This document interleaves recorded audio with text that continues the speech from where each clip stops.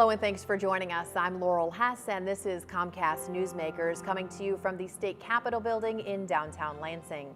Our topic today is career and technical education here in Michigan. Joining me now to talk about it is State Senator John Prose, a Republican from the 21st District, which represents Southwest Michigan, or at least a portion of it. Thank you so much for joining us today. It's great to be here today. Thank you.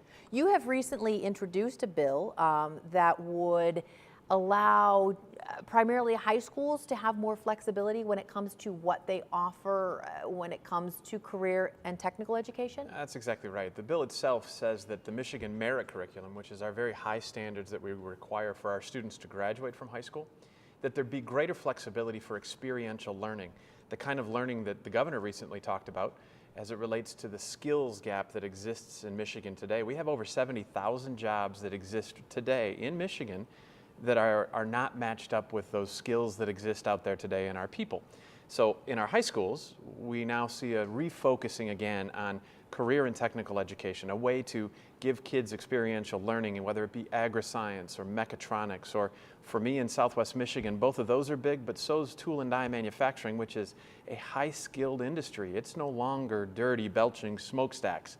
It is a very high-skilled industry that has a huge impact on our economy in Michigan. It wasn't that long ago when we were hearing that manufacturing was dead, that was the demise of Michigan, that all these manufacturing jobs were leaving us, and that everybody needed to get a 4-year college degree and, you know, a liberal arts degree and do something greater than that. But it sounds like that really is not the case. Well, the case is that we still need to have continuing education for our entire lifetime. There is no doubt about that. And we certainly need a certain portion of our population to have those high skills that come from 4-year degrees. But we also know that some of our students are going to continue learning in a more experiential way. They're going to have more opportunities to participate in my bill in agri-science, so that they can learn what is so great about Michigan's agricultural industry that, again, is very high tech. You have to be a high-skilled and informed person on a tractor or on a combine in order to do the work that is necessary, with high levels of skill in mathematics, chemistry, biology, and agriculture is just one of those industries like that.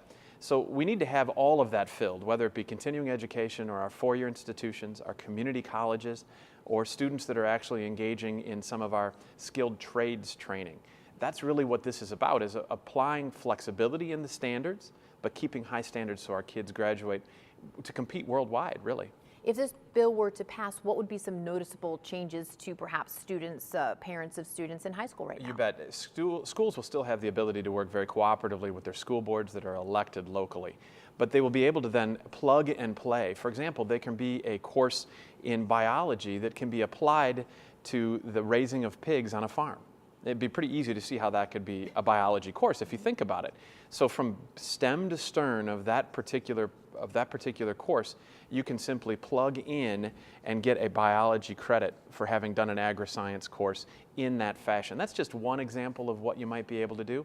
You know, the mathematics that is required to run a CAD design system is one way that we can apply manufacturing experience for students into what we know makes sense in all of the other school requirements that we have today. We want our kids to have the very best skills and talents to be able to go to work today. And in fact, some of those kids might actually be able to go to work, make money, and continue to go to community college or 4-year institution because of the skills gap being less. And perhaps, hopefully, stay in the state of Michigan with that job as well. That's the most important part of it. Keep our kids home. Thank you so much for joining us today. Thank you.